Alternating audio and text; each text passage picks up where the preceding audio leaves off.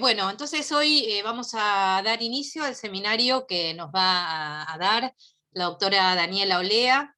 Daniela es investigadora adjunta del CONICET, trabaja en el Instituto de Medicina Translacional, Trasplante y Bioingeniería de la Universidad Favaloro, y es docente de la Facultad de Medicina de la Universidad Favaloro, es profesora asociada. El tema que hoy nos va a comentar es un tema en el que ella trabaja hace varias décadas, puedo decir, que Sí. es la terapia génica para la regeneración cardíaca.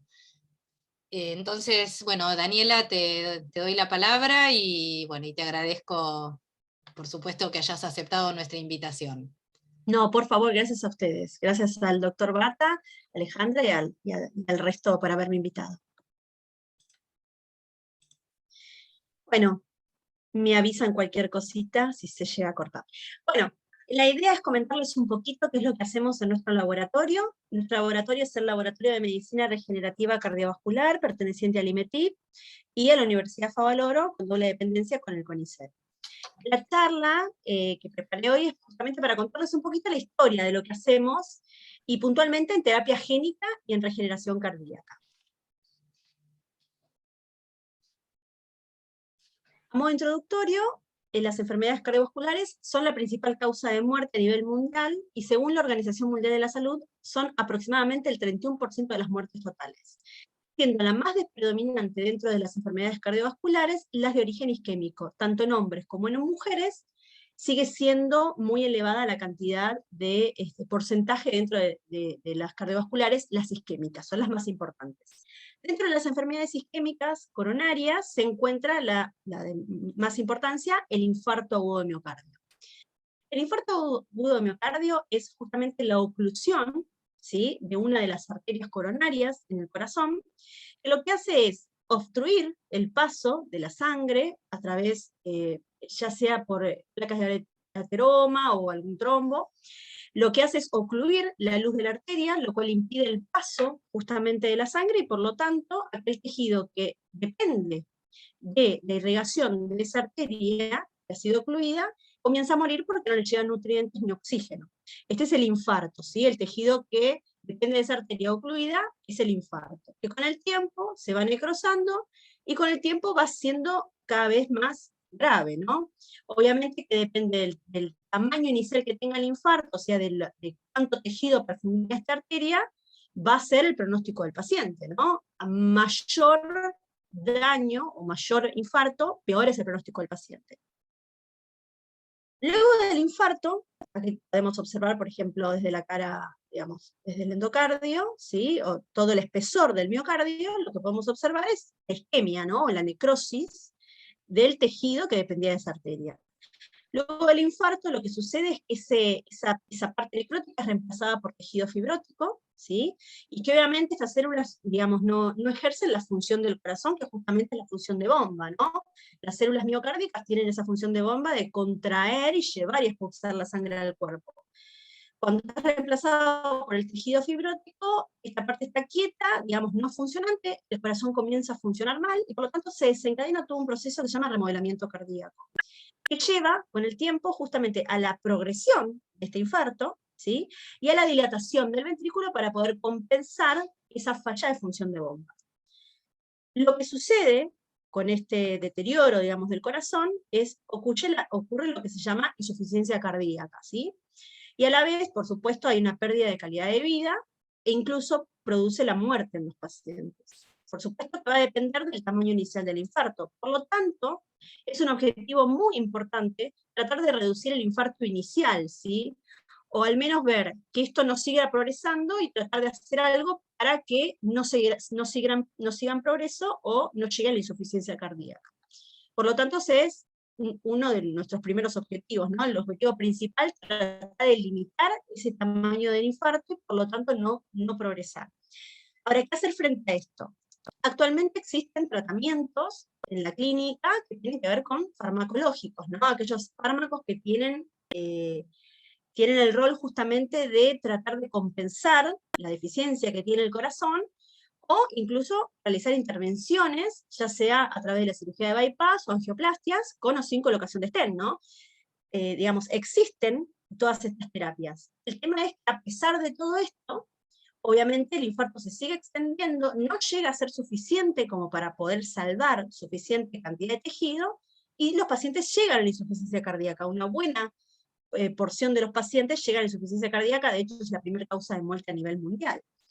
Entonces, ¿qué hacer frente a esto? Bueno, existen diferentes estrategias para poder limitar el tamaño del infarto. Dentro de los mecanismos que se trata de inducir a nivel de investigación básica o, bueno, preclínica, es justamente tratar de inducir, incluso en la clínica, ¿no? Se ha llegado ya a protocolos clínicos, tratar de inducir la neovascularización, o sea, inducir la formación de nuevos capilares y arteriolas para que puedan, de alguna manera, o sea, producir angiogénesis y arteriogénesis a partir de estas arteriolas o capilares preexistentes, producir mayor cantidad de vasos de manera tal que puedan perfundir a ese tejido que justamente le falta irrigación. Sería como un bypass más natural. Así que bueno, uno de los mecanismos que se espera y que tratamos de investigar incluso nosotros es tratar de inducir la formación de nuevos vasos. Otro de los mecanismos que también apuntamos nosotros para intentar disminuir ese tamaño de infarto es inducir la miocardiogénesis, ¿sí? La división de las células cardíacas, de los miocardiocitos, ¿sí? Lo que se sabe es que obviamente los cardiomiocitos en el adulto están limitados, no pueden entrar en ciclo celular, y si entran no pueden dividirse, con lo cual lo que se busca también es tratar de regenerar el corazón a través de inducir la división del miocardiocito.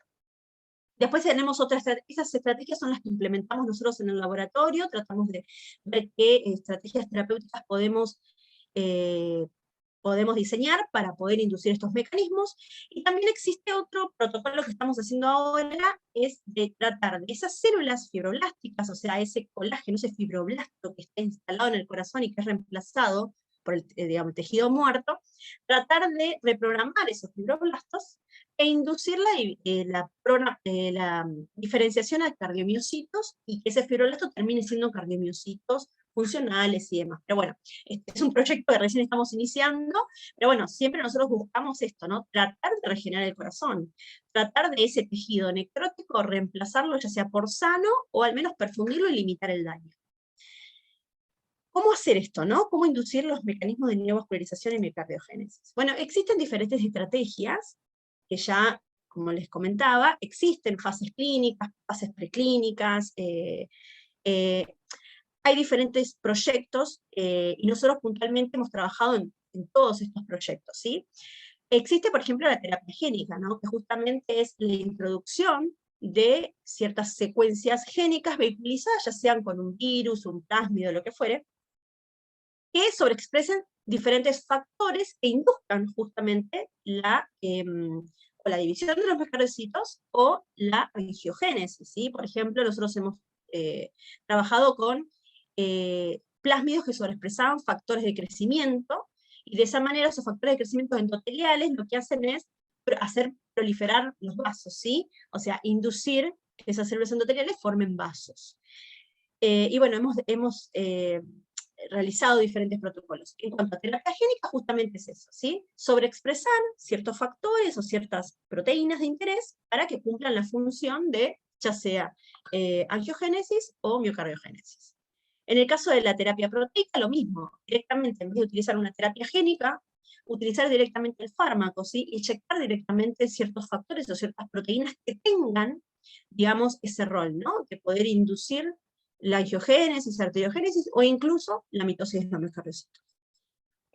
Por supuesto que se han realizado diferentes terapias a lo largo del tiempo. Igual lo de la mitosis de los miocardiocitos es algo relativamente nuevo, ¿no? Nuestros proyectos siempre apuntaron a lo que es la inducción de la angiogénesis y arteriogénesis. Esto es como una nueva tecnología, o al menos un nuevo mecanismo que estamos intentando realizar.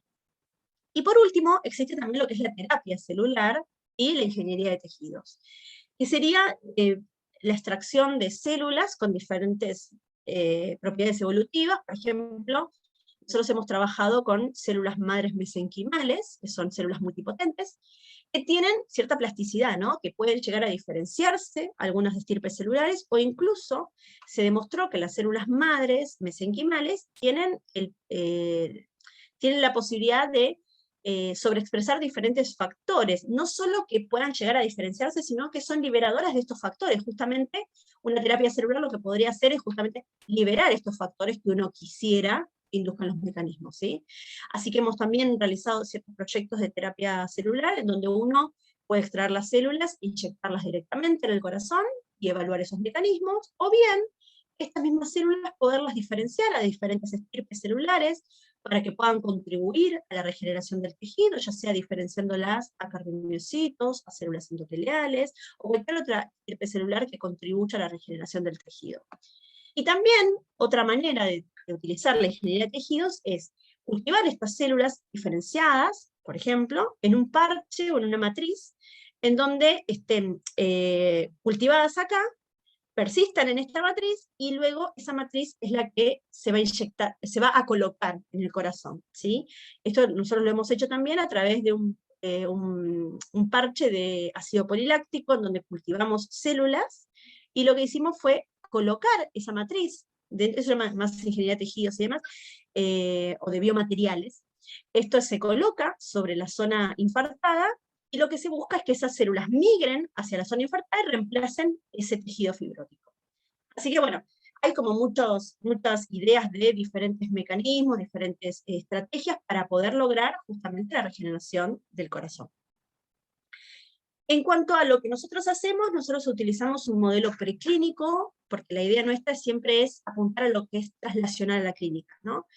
Nosotros, bueno, al trabajar en la Universidad Favaloro, estamos asociados con lo que es el hospital, la fundación universitaria, la fundación hospital, digamos, Fundación Favaloro, en donde nosotros, por supuesto, tenemos acceso por supuesto, trabajamos con cardiólogos, nuestro equipo es multidisciplinario, ¿no? O sea, trabajamos con cardiólogos, con biólogos, con bioquímicos, biotecnólogos, genetistas, es como muy interdisciplinario.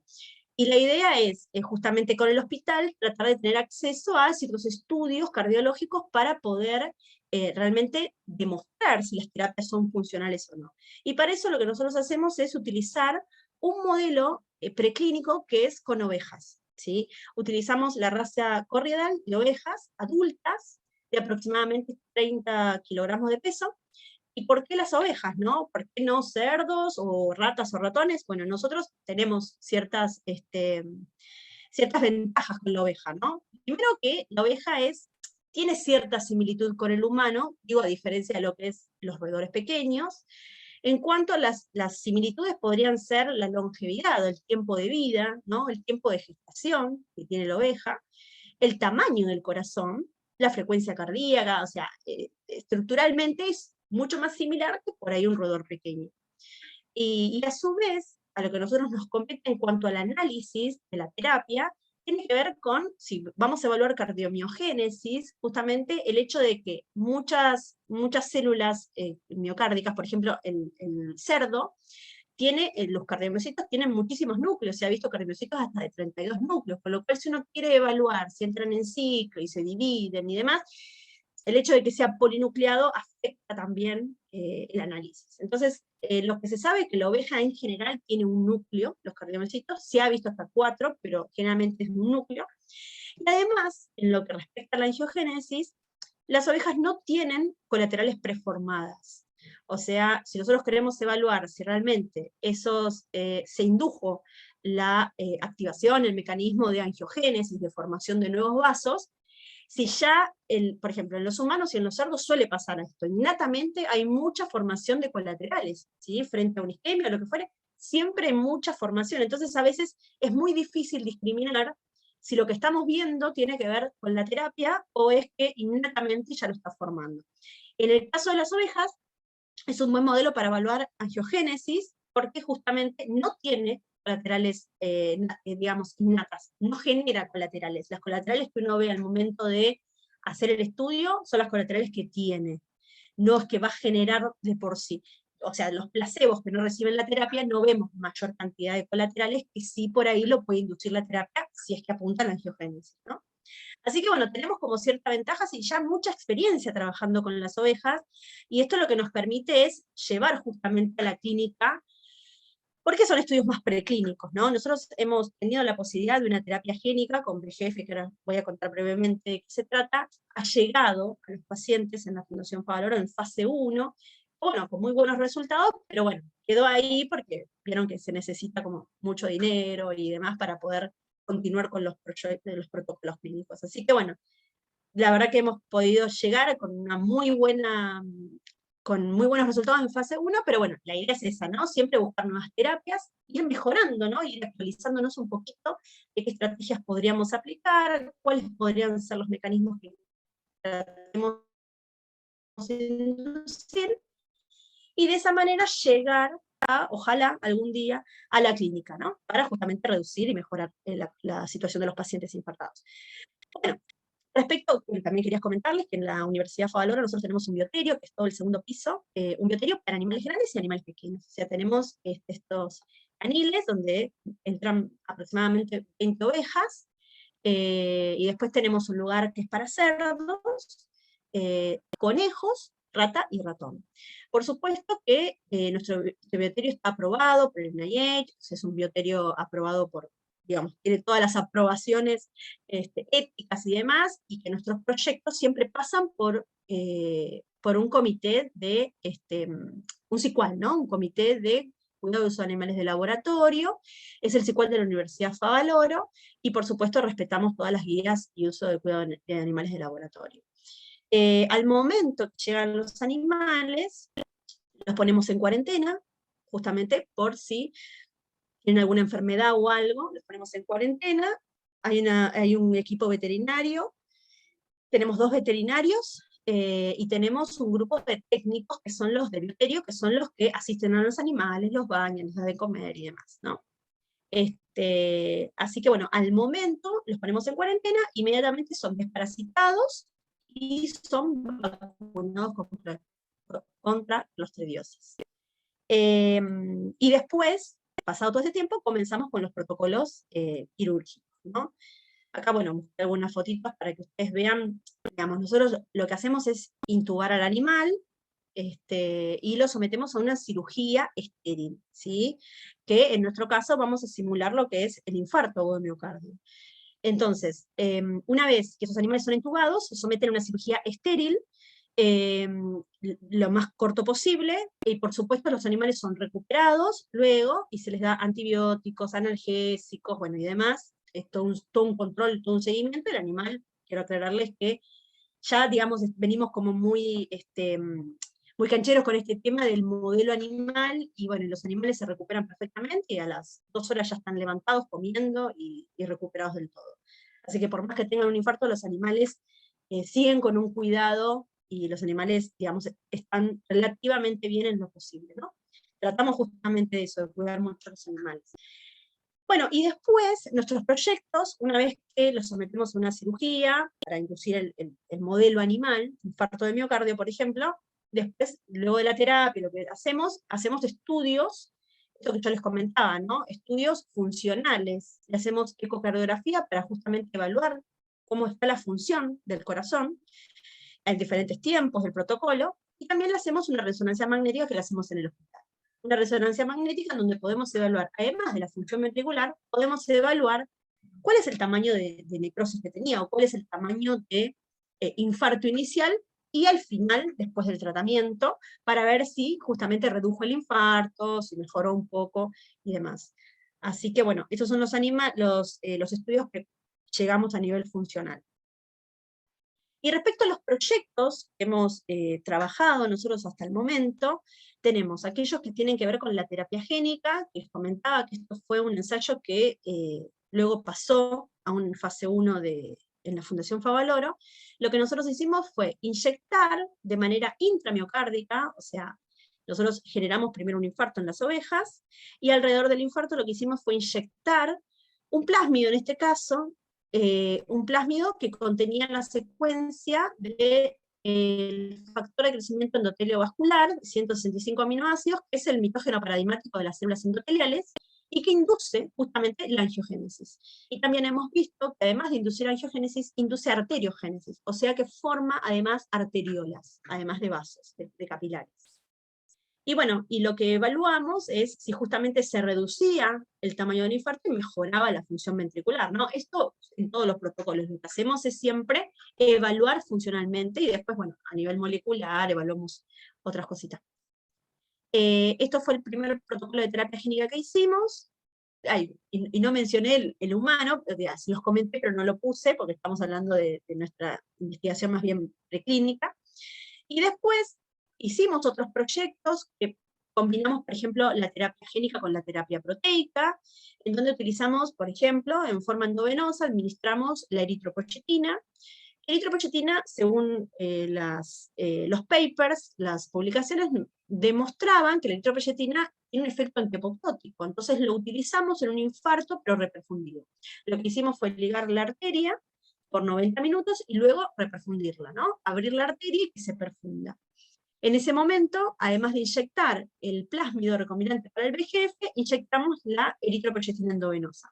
Justamente porque cuando hay un infarto reperfundido, y esto sucede mucho en los pacientes, tenemos algunos pacientes a nivel clínico en donde los infartos llegan a reperfundirse, porque son sometidos a angioplastias, entonces son reperfundidos. Entonces tenemos aquellos infartos que son definitivos, ¿sí? Crónicos, definitivos, y aquellos infartos que son reperfundidos. Son dos modelos que nosotros también tratamos de simular y estudiar. En este caso, el de la eritropoyetina, como es una proteína antiapoptótica, lo que hicimos fue evaluar un infarto reperfundido. Y bueno, y también evaluamos la apoptosis, ¿no? Del tejido, a ver si disminuía la apoptosis con la eritropoyetina, si mejoraba todo esto, asociado a inducir angiogénesis y arteriogénesis.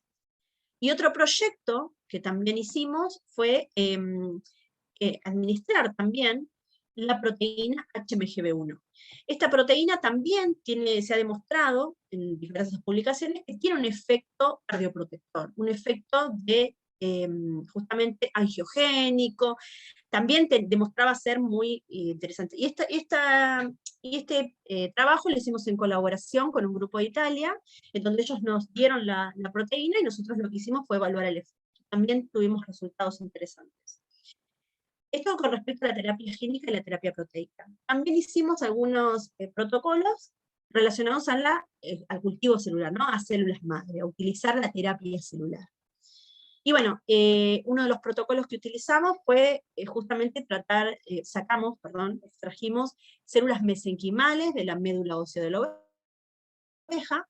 Esta médula ósea se procesó en cultivo, estéril por supuesto, y se hizo un cultivo de las células mesenquimales. Como siempre asociamos a la terapia génica, lo que hicimos fue justamente con este plásmido de VEGF transfectar, ¿sí? Transfectar células mesenquimales, por un lado, esto es un proyecto, ¿no? Un protocolo que hicimos, evaluamos inyectar dentro del corazón, alrededor del infarto, células mesenquimales solas, o células transducidas, o plásmido solo, terapia génica solo. Entonces comparamos, ¿cuál era mejor, no? Si la célula transducida, o o la terapia celular, o la terapia génica. Finalmente la terapia transfectada, o sea, la terapia que combinaba ambas, había tenido mejores resultados. Y por otro lado, también lo que hicimos fue como siempre querer mejorar un poquito más lo que venimos haciendo. Entonces, en este caso, en este proyecto, utilizamos un plásmido, a diferencia del plásmido que utilizábamos siempre, es un minicírculo, o sea que es un plásmido mucho más pequeño, que no tiene toda la estructura del báculo convencional, que puede llegar a ser rechazado dentro de la célula y demás. Entonces es un minicírculo que solo tiene la secuencia importante de lo que quiere transcribir, ¿no? De lo que quiere expresar. Entonces, en este caso no utilizamos el VEGF, sino que utilizamos un factor inducible por hipoxia. Este factor es un factor justamente que comanda la expresión de múltiples factores angiogénicos, o que tiene que ver con supervivencia celular, justamente es inducible por hipoxia. En este caso, bueno, como el HIF tiene como cierta limitación, porque solamente se sobreexpresa en frente hipoxia y no en hormoxia, nosotros utilizamos un HIF mutado que siempre, constantemente se estaba sobreexpresando. Entonces, en este caso, en este proyecto, no utilizamos VEGF y el plásmido convencional, sino que utilizamos un minicírculo modificante para el factor inducible por hipoxia, modificado para estar sobreexpresado siempre, ya sea normoxia o hipoxia. Entonces, lo que hicimos es lo mismo, extrajimos células mesenquimales, las cultivamos y las transfectamos con este plásmido. Y evaluamos también justamente el rol o el efecto que ejerce la terapia combinada, siempre a favor de la terapia combinada, los resultados, ¿no? Y por otro lado, respecto a la terapia celular, utilizamos otro tipo de terapia celular que tiene más que ver con los biomateriales. En este caso lo que hicimos fue extraer una biopsia de diafragma de la oveja, y lo que hicimos fue extraer mioblastos diafragmáticos. ¿Por qué mioblastos diafragmáticos? Porque el diafragma, el mioblasto que tiene el diafragma es como que está acostumbrado a sufrir de alguna manera, y bueno, en condiciones adversas siempre está el diafragma. Entonces dijimos, bueno, ¿por qué no utilizar mioblastos diafragmáticos? Ya había un indicio de que los mioblastos diafragmáticos eran células que podían llegar a ser útiles para una terapia celular, y lo que hicimos fue cultivar estos mioblastos diafragmáticos, pero además los transducimos con un virus, un lentivirus que tenía conexina 43, porque bueno, obviamente los mioblastos no pueden, ¿cómo es? Contraerse, entonces lo que pusimos fue sobreexpresar una conexina 43 de manera tal que puedan latir, ¿sí? O sea, la idea es, una vez ingresando en el corazón, que esas células acompañen, digamos, el ritmo, ¿sí? Por eso les pusimos conexina 43, lo que hicimos fue, estos mioblastos sobreexpresaban conexina 43 y se cultivaron dentro de un parche, que es una matriz que se hizo por medio de la técnica de electrospin y demás, son scaffold de ácido poliláctico, ¿sí? Entonces lo que hice fue alinearse esos nanofibras, tener un parche, este biomaterial, y sobre este parche se cultivaron estos mioblastos diafragmáticos que sobreexpresaban conexina 43. Hemos hecho estudios in vitro a ver qué sucedía con estos mioblastos. Podían, frente a un impulso eléctrico, podían transmitir el impulso, y bueno, y lo que hicimos fue, este parche, por estas células, se colocaron sobre el infarto, ¿sí? Lo que se buscaba era que justamente esas células migren hacia la parte necrótica, hacia la parte donde estaban los fibroblastos, y reemplace a ese tejido necrosado, ese tejido, bueno, sin función, digamos, de contracción y demás. Y bueno, lo que vimos también luego de 45 días de haber colocado el parche, que las células migraron, ¿sí? Que bueno, había una mejoría, como siempre, ¿no? Tratamos de buscar la reducción del tamaño del infarto y la mejoría de la función ventricular. Cabe destacar también que uno de los grupos, por supuesto, fue el ácido poliláctico solo, sin células, y también referente al grupo control, ya ponerle un parche con estas fibras ya inducía una mejoría de la función ventricular, ¿no? Por supuesto que colocándole las células y demás, mejoró mucho más.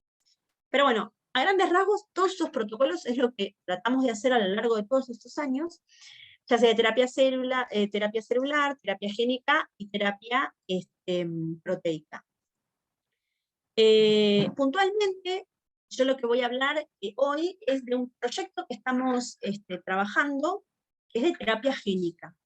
Si bien en nuestro grupo, nosotros somos un grupo con diferentes líneas de investigación, nosotros tenemos dentro de nuestro laboratorio esta línea que, bueno, tengo una becaria doctoral, que es María del Rosario Bauzá, es la que está a cargo de esta línea, ¿no? Y lo que hacemos en este proyecto es justamente hacer una terapia génica, pero que sobreexprese el factor de transcripción TBX20, ¿sí? Por supuesto, lo mismo, en un modelo ovino con infarto de miocardio. La idea es inyectar, como terapia génica, en este caso un vector, ¿sí? Que se llama baculovirus, que sobreexpresa TBX20 para inducir justamente estos mecanismos, ¿no? De angiogénesis, miocardiogénesis y demás. Es un proyecto que lo empezamos ya hace unos años, pero que bueno, recién ahora está como tratando de culminar, ¿no? Es su último año de doctorado de María del Rosario, y la idea es que terminemos todo el proyecto y que pueda doctorarse, y ojalá que se quede con nosotros a hacer el postdoc. Bueno, Justamente lo que buscamos en este proyecto, lo mismo, es inducir angiogénesis y arteriogénesis, ¿sí? Inyectar directamente en el corazón, en la periferia del infarto, si esta es la arteria ocluida, alrededor del infarto, inyectar esta terapia génica, y luego evaluar, al cabo de un mes, por ejemplo, justamente si induce angiogénesis.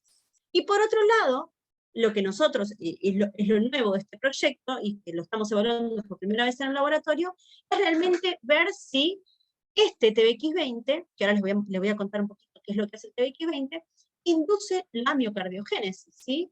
O sea, nosotros sabemos que los cardiomiocitos no pueden dividirse, ¿sí? Acá tenemos una imagen del ciclo, ¿sí? Porque no pueden dividirse porque tienen frenados ciertas fases del ciclo, ¿sí? Los checkpoints de G1S a G2M los tienen frenados, entonces el miocardiocito no puede dividirse, y está frenado, ¿por qué? Porque tiene ciertas proteínas inhibitorias, ¿sí? Que no permite que el ciclo avance, ¿sí? Y que haya una división. Puede ser que avance en esta fase, pero que se quede acá, con lo cual no hay una división, ¿sí? Puede haber una duplicación del material genético y demás, pero no una división celular. Esto es lo que se ve. En algunos casos, frente al infarto y demás, se puede ver células en ciclo celular, se puede ver división. De hecho, nosotros cuando utilizamos el plásmido con VEGF, nosotros vimos que también el VEGF es un mitógeno, o sea, induce la mitosis de células endoteliales, pero también observamos que también indujo la mitosis de los miocardiocitos, ¿no? Eso lo publicamos. Bueno, la idea es que otros genes interesantes uno podría llegar a sobreexpresar para que justamente ingresemos, ¿no? Y pueda dividirse el miocardiocito. La realidad es que es muy difícil solo con un gen. Las terapias génicas para mí tendrían que ser multigénicas, porque es muy difícil que con un solo gen corrijamos y destrabemos el ciclo. Bueno, el TBX20 es un posible, es un candidato. Ahora les voy a contar un poquito qué hace el TBX20, ¿no? Pero justamente nosotros lo seleccionamos, más allá de la angiogénesis, que en realidad no fue por la angiogénesis que lo seleccionamos, sino porque había toda una explicación del TBX20, ¿no? El TBX20 es un miembro de la familia de los TBOX, de un factor de transcripción, ¿sí? Son factores de transcripción.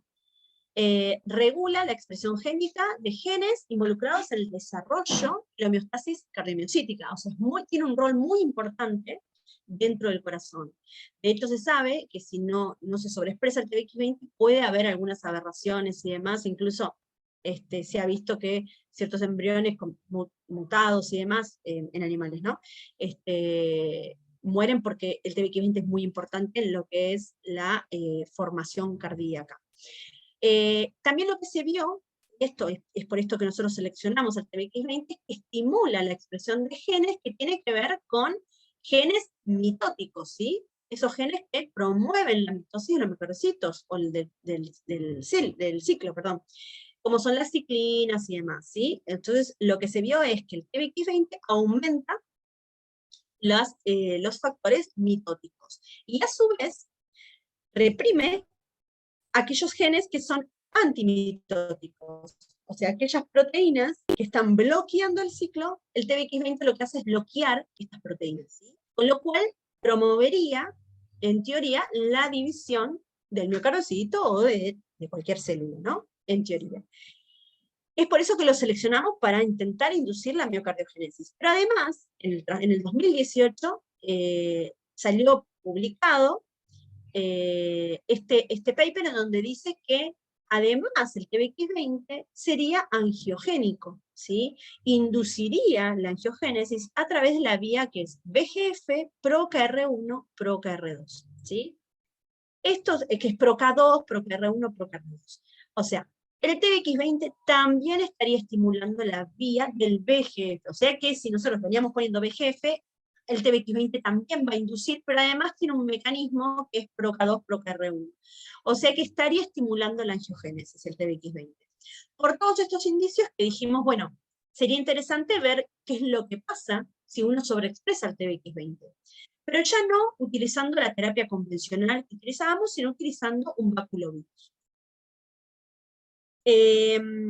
La hipótesis de este proyecto es justamente que la inyección intramiocárdica de un baculovirus que sobreexprese TBX20 en ovejas con infarto de miocardio reduciría el tamaño del infarto y mejoraría la función ventricular, ¿sí? Reduciría el tamaño del infarto porque si realmente lograra dividir los miocardiocitos, podrían ser reemplazados el tejido fibrótico por miocardiocitos nuevos, y mejorar la función ventricular, ya sea por la vía angiogénica, profundiendo mejor, o justamente tratando de reemplazar ese tejido fibrótico. En cuanto a los objetivos, lo primero que nos planteamos fue diseñar justamente el baculovirus. Nosotros es la primera vez que utilizamos este tipo de vector. Los vectores que hemos utilizado siempre en el laboratorio fueron en colaboración con empresas, ¿sí? Por ejemplo, el plásmido que se hizo de BGF, que se hizo en condiciones GMP, en condiciones de supercoil bajo y demás, esas condiciones fue para el protocolo clínico, ¿no? Se hizo el estudio preclínico y eso lo hizo la empresa Biocidus. Biocidus diseñó el plásmido de BGF. En el caso del minicírculo con HIV, fue una colaboración con un grupo de la Universidad de Stanford. Entonces, era la primera vez que nosotros nos proponíamos diseñar de cero y utilizar un baculovirus. La Universidad Nacional de Quilmes, donde yo soy biotecnóloga de la Universidad Nacional de Quilmes, y aquellos profesores trabajaban con terapias génicas de baculovirus, nos asociamos con ellos, armamos un grupo de colaboración, y empezamos con el diseño justamente del vector baculoviral que codifica para el TBX20 humano. Las secuencias que siempre sobreexpresamos son humanas. ¿Con qué? ¿Por qué digo? Por la finalidad de tratar de llegar al humano, ¿sí? Igual las secuencias son muy parecidas, con lo cual cumplen la función en la oveja, digamos, funcionan, ya sea el VGF, el HIF o cualquier secuencia que tratamos de sobreexpresar, siempre es la humana, pero con miras de que sean estudios preclínicos para poder llevarlo después al humano. Entonces, el primer objetivo fue justamente diseñar esta terapia que codifica el TBX20, y por otro lado, evaluar justamente el efecto que tiene in vitro, ¿sí? Si realmente este TBX20 se sobreexpresa y qué induce in vitro. Entonces, para eso lo que hicimos fue evaluar el efecto que tiene la administración o la transducción con el báculo de TBX20 sobre en cardiomiocitos neonatales de rata. Lo que hicimos fue evaluar qué efecto tiene sobre la proliferación celular y sobre la inducción de la angiogénesis in vitro, ¿sí? Entonces, si realmente el TBX20 inducía estos dos mecanismos que nosotros queríamos in vitro. Una vez que chequeamos eso, pasamos a lo que es el protocolo in vivo. Entonces, el protocolo in vivo, la idea es evaluar el efecto que tiene la inyección intramiocárdica de esta terapia génica sobre la reducción del tamaño del infarto y la mejoría de la función ventricular en ovejas con infarto de miocardio. Todo lo que les comenté anteriormente, ¿no? Hacerlo todo in vivo. Pero el primer paso es in vitro, ¿no? Entonces, para eso, lo que hicimos fue utilizar, como yo les comentaba, el baculovirus recombinante que va a sobreexpresar el TBX20. Esto lo hicimos en colaboración con la Universidad Nacional de Quilmes. Utilicemos el baculovirus, ¿sí? Autografa California. ¿Por qué el baculovirus y no un adenovirus o cualquier otro virus? El baculovirus tiene sus ventajas también, que si bien digamos, infecta células de insecto, ¿sí? No infecta a las células humanas, o sea, en las células eucariotas generales, digamos, solamente los insectos, ¿sí? Infecta a los insectos, pero esto quiere decir que, o sea, ingresa a la célula, ¿sí? Pero no produce la progenie y demás, y muerte de la célula, sino que directamente lo que hace es ingresar a la célula, ¿sí? No tiene capacidad de replicación en las células de mamífero, tiene una baja toxicidad, tiene una alta eficiencia de transducción, y esto está muy bueno porque cuando utilizábamos plásmido la eficiencia no era muy alta, entonces dijimos, bueno, ¿por qué no empezar con virus para ver si logramos mejor efecto, ya que tiene mayor capacidad de transducción? Y lo novedoso que tiene el baculovirus es que tiene una alta capacidad de incorporar DNA heterólogo, y además que es bioseguro. ¿Por qué comento esto? Porque nosotros, como yo les comentaba en un principio, que para nosotros la terapia génica no alcanza con un único gen, y por eso es que estamos ahora en vías de otro proyecto, en donde le ponemos diferentes factores, le ponemos 7 componentes, donde le ponemos 5 factores de crecimiento, le ponemos 5, digamos, secuencias génicas codificantes para diferentes factores, y le ponemos 2 microRNA. O sea, esta posibilidad solamente existe utilizando un baculovirus, ¿sí? Si nosotros queríamos sobreexpresar solamente TBX20, alcanzado con cualquier otro vector, ¿sí? Pero la realidad es que el baculovirus tiene ciertas ventajas que, bueno, dijimos, bueno, vamos a probar, fue el primer protocolo que empezamos a hacer. El laboratorio ahora está trabajando en diferentes proyectos con baculovirus, y el que yo le estoy comentando es de los 7 componentes, algo nuevo que recién ahora mandamos a hacer. Recién ahora pudimos lograr el diseño de los 7 componentes, con sus promotores, y cómo van y demás, y recién ahora lo vamos a mandar a diseñar afuera, ¿no? A sintetizarlo. Así que falta mucho todavía. Pero bueno, tiene sus ventajas el baculovirus. Es bioseguro en el sentido de que nosotros lo hemos probado, que inyectándolo no se disemina, no hay mayor inflamación y demás, con lo cual, bueno, empezamos a trabajar con los baculovirus.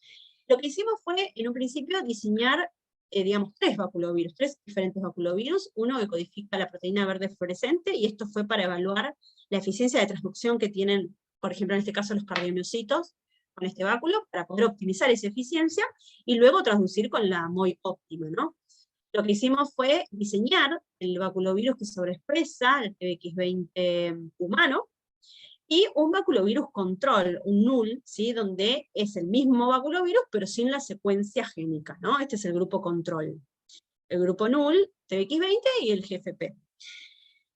Bueno, en cuanto al modelo in vitro que utilizamos, es un modelo de cardiomiocitos de ratas neonatales. Lo que hicimos para eso, por supuesto, lo mismo, todo con un SICUAL, aprobado previamente, según las pautas y guías del uso y cuidado de animales de laboratorio.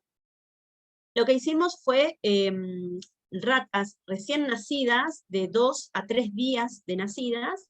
Lo que se hizo fue extirpar el corazón de la camada de ratas. Generalmente estas ratas suelen tener, bueno, pueden tener de 11 hasta 17, 18 ratas. Procesamos todos los corazoncitos, el corazoncito íntegro, lo ponemos a digerir con colagenasa tipo 2 y DNasa, a 37 grados, y después lo que hacemos es un preplaqueo, y luego plaqueamos y los cultivamos por 3 días.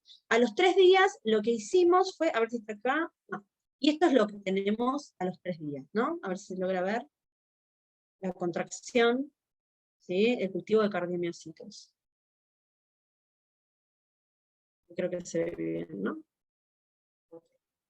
Bueno, una vez que teníamos el cultivo, por supuesto caracterizamos el cultivo con ciertos marcadores de cardiomiocitos y demás, bueno, y una vez que hicimos eso, lo que hicimos es, a los 3 días de haber aislado los cardiomiocitos, procedimos a lo que es la transducción, ¿sí? En un principio para optimizar la eficiencia de transducción con el báculo que sobreexpresaba GFP, en diferentes MOI, ¿sí? Desde 0 hasta 800 de MOI, multiplicidad de infección, ¿no? Por célula.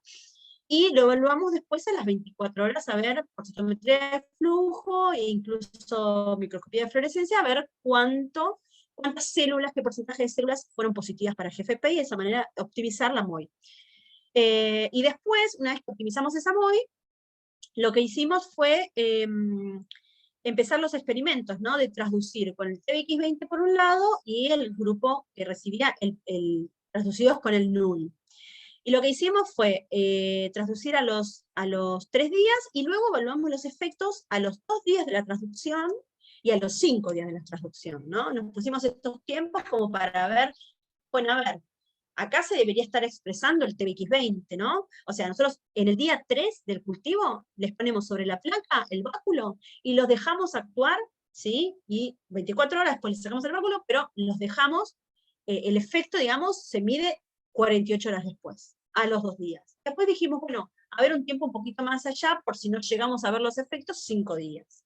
Lo que hicimos fue justamente en estos cultivos evaluar un ensayo de proliferación celular a través del MTS, ensayo de MTS y conteo celular. También lo que hicimos fue una inmunistoquímica de Ki67 para ver si las células al menos estaban en ciclo, ¿sí? No nos marcaría proliferación, pero sí al menos que estaban en ciclo. Evaluamos, por supuesto, genes, expresión génica, genes que tienen que ver con la proliferación celular, las ciclinas, ver si aumentaba justamente la sobreexpresión de TBX20, aumentaba las ciclinas, y por otro lado disminuía las proteínas pocket, estas inhibitorias, ¿no? Y también lo que hicimos fue evaluar la angiogénesis in vitro sobre células HMEC, células HMEC1, células endoteliales. Lo que hicimos fue poner el sobrenadante, justamente, de los cardiomiocitos que tenían sobreexpresión de estos TBX20 o null. ¿Por qué? Porque si realmente el TBX20 induce angiogénesis, estaría promoviendo la activación de múltiples factores angiogénicos, o al menos de algunos factores angiogénicos. Y eso debería estar en el sobrenadante. Entonces lo que hicimos fue someter esos sobrenadantes, se los colocamos al cultivo de las células endoteliales y evaluamos si realmente inducía la formación de túbulos o no. Ese se llama ensayo de tubulogénesis. Lo hicimos tanto a 2 como a 5 días. Después el análisis estadístico, bueno, analizamos la normalidad, vimos, bueno, los datos se expresan como media más o menos de estándar, y utilizamos un test de Student porque pasó la normalidad, su método de varianzas, y pudimos hacer el test apropiado para comparar los dos grupos, ¿no? El grupo el cardiomiocitos traducido con TBX20 y cardiomiocitos con nudo. Y el p-valor, ¿no? Menor a 0,05. Bueno, en cuanto a los resultados, lo que pudimos ver es que, bueno, analizamos las diferentes MOI, y bueno, vimos que llega un momento en donde, si bien progresa, no supera mucho más. O sea, con una MOI de 200, teníamos un 60%, ¿sí? Y después con una MOI de 800, 70%. Ahora, ¿por qué no utilizamos una de 800? Porque la realidad es que la transducción induce la muerte de la célula, porque bueno, siempre en una transducción hay una muerte de células.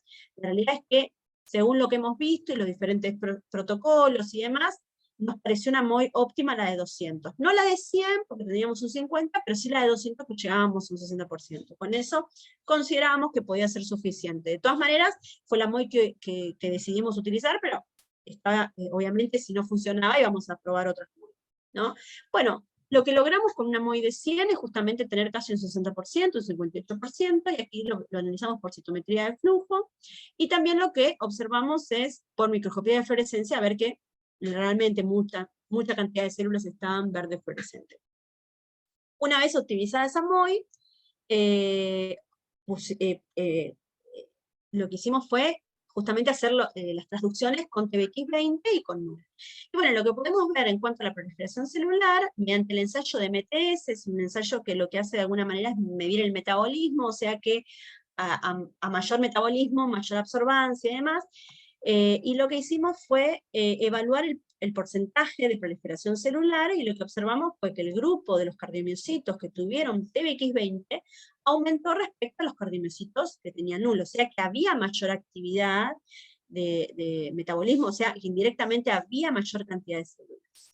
Y lo mismo hicimos con conteo celular, ¿sí? Lo que hicimos fue plaquear siempre pareja la misma cantidad de células, las transducimos y las dejamos cultivando a 2 días y a 5 días. A 2 días nos dio el conteo, con Trepan Blue y demás, nos dio que aumentó el grupo que recibió cardiomiocitos con TBX20 respecto al nulo.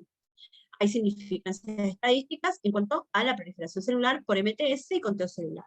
¿Qué pasó a 5 días? Bueno, a 5 días nos dio lo mismo, tanto MTS como conteo celular.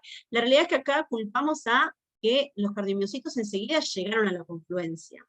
Entonces, a 2 días teníamos una diferencia, llegaron más rápido los microcitos a la confluencia y se estancaron. Estos lograron avanzar, y bueno, la realidad es que probamos diferentes cantidades de células como para ajustar, pero bueno, no llegamos a demostrarlo a 5 días. Pero sí hay un indicio ya que a 2 días, digamos, van a la carrera el TBX20, ¿sí? Y acá es más que nada la confluencia, porque cuando las vimos estaban todas confluentes.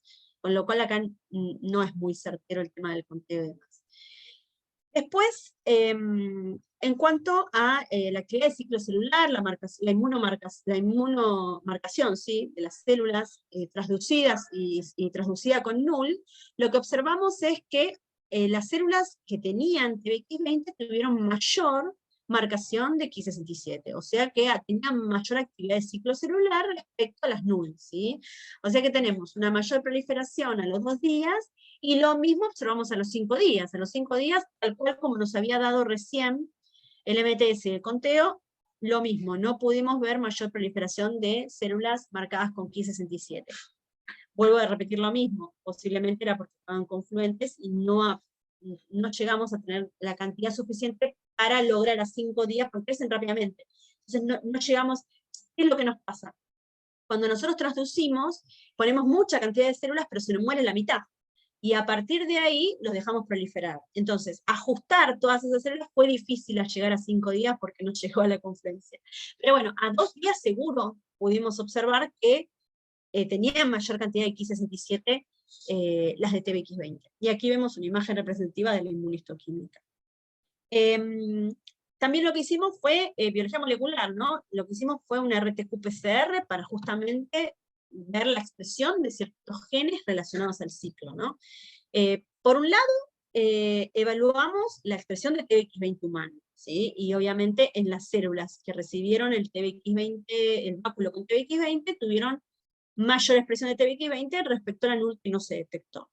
Esto fue a 2 días. También observamos la expresión de ciertos factores de proliferación celular, como la ciclina D1 en MEF2C, y por otro lado observamos, hubo un aumento en el grupo TBX20, y por otro lado lo que vimos fue una disminución del inhibidor P21, ¿sí?